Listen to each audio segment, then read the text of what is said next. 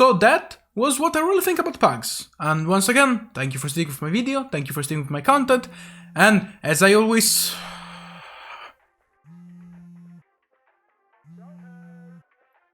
You're calling me Theodore? Hey, what's going on? It's Ty. Ty?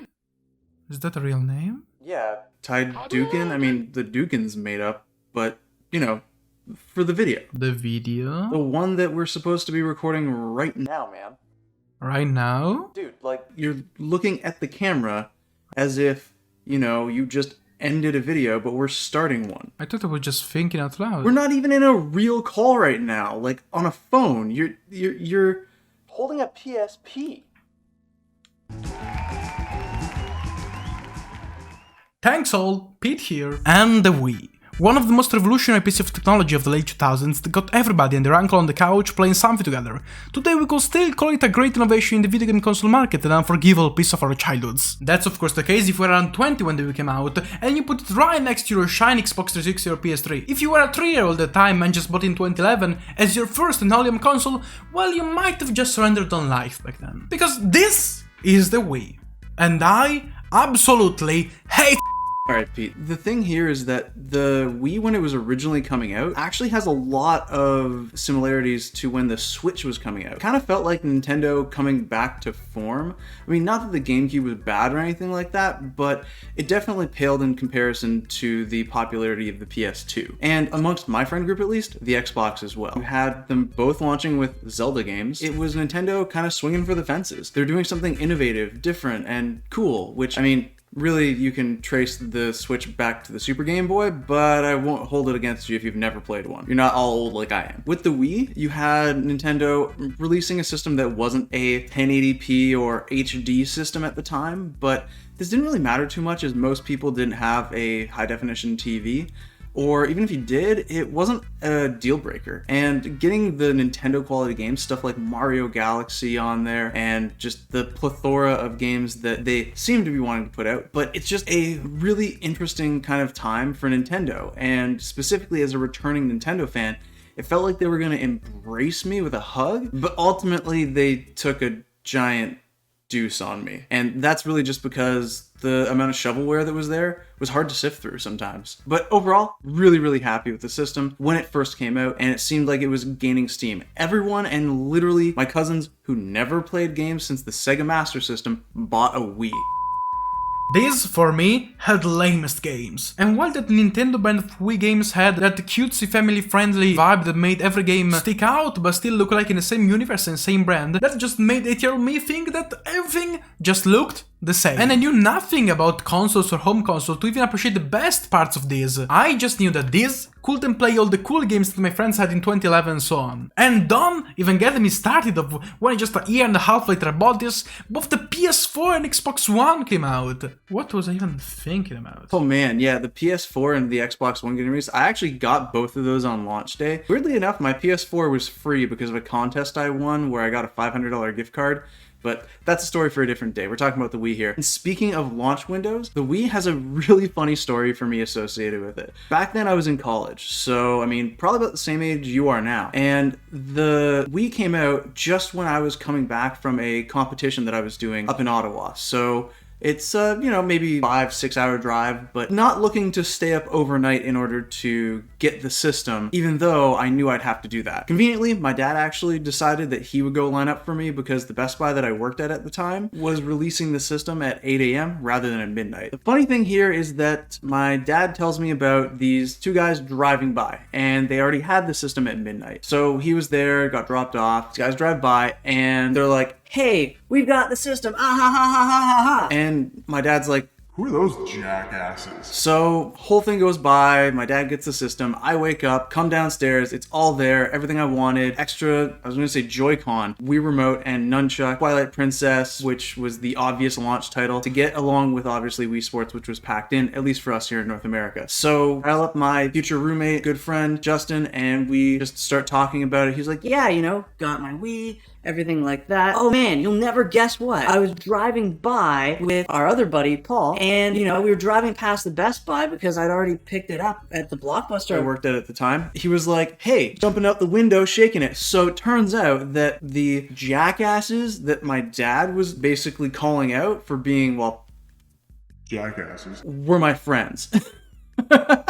Yeah, I mean, the time when I got this, yeah, that was pretty special. I mean, my sister had the first DS, and I played that for a bunch of times, but my go-to for video games until then had been the PSP. I didn't even have an idea that there were actually video games that you could play on your TV. I mean, I had a PS1 from some cousin, but I just thought that was some weird DVD player on which you could play some cars games, but I never connected the two. This, for me, was clearly a video game. This, a little bit less. But the Wii...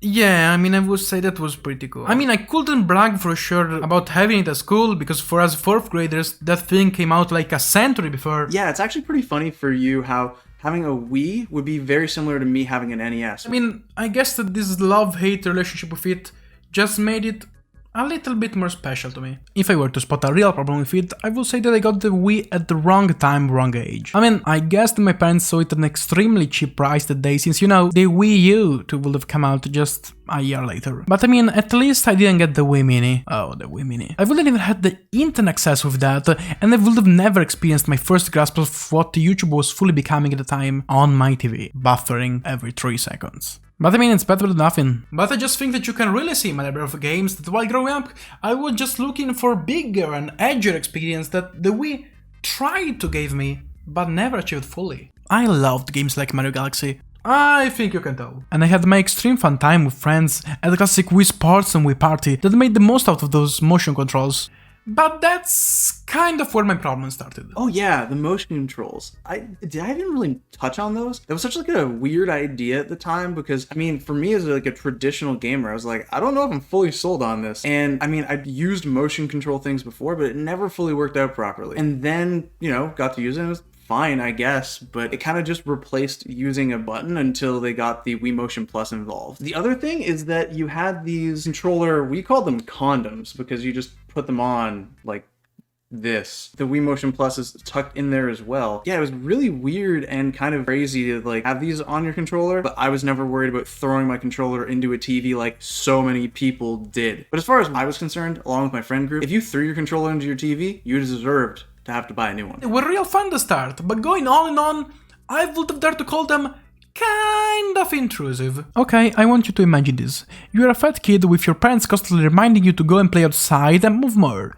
And your first home console makes you do physical activity? No, no, no! And these controls were f***ing everywhere. But Peter, couldn't you have played with the classic controller? All of your problems would have been solved with the classic controller. And...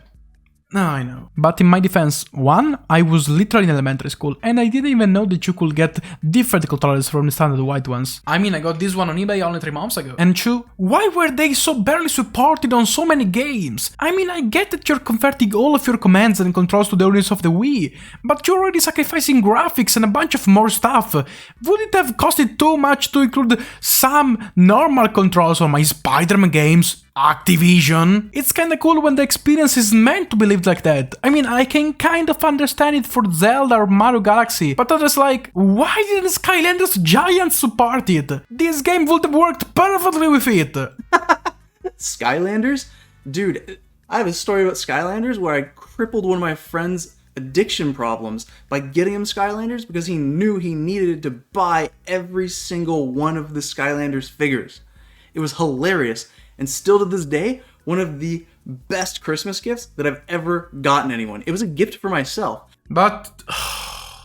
maybe I'm just being a little bit too harsh on it. The Wii had its problems. I mean, the lack of proper high definition and a lot of games not supporting widescreen was kind of annoying, and especially later on, the system really started to show its age. Kind of like what the Switch is doing now, but I'm confident in a Switch Pro coming out, so I'm not too worried about it. But it was fun. It was still a really fun system. And it kind of saved Nintendo, allowing it to survive even through that whole Wii U and 3DS era. So much that we can still complain about the overpriced HD remakes of their games on Twitter. And we surely wouldn't be able to do that if this little white box didn't come to wreck our lives on that November of 2006.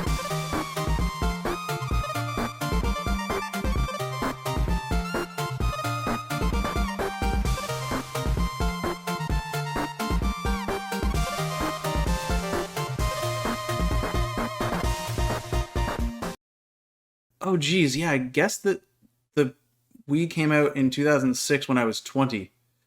Oh, that was longer than I like to admit. I wonder if it's old enough to drink with me yet. It's almost there. As soon as it turns 19, it's having a drink with me the same way that my Super Nintendo had some tequila with me.